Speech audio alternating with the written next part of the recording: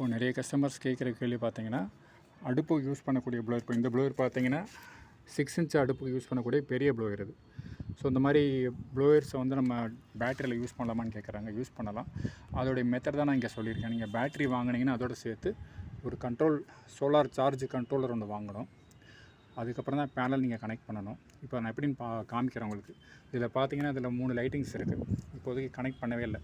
நீங்கள் ஃபஸ்ட்டு எப்போ வாங்கினாலும் சரி, ஃபஸ்ட்டு கனெக்ஷன்ஸ் ஓரளவுக்கு கொடுக்காமல் வயரிங்லாம் கொடுத்து வச்சுருங்க, தேவையான wirings. Panel solar charge controller connect பண்ணாதீங்க. ஃபஸ்ட்டு எடுத்தோடனே பேட்டரி கனெக்ட் பண்ணுங்கள்.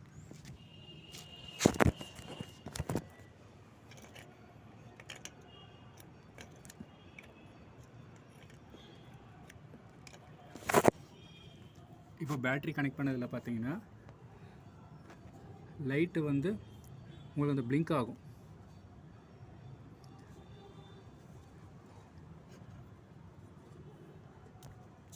இப்போ லைட் பார்த்தீங்கன்னா ஒரு க்ரீன் லைட்டும் உங்களுக்கு இங்கே வந்திருக்கு.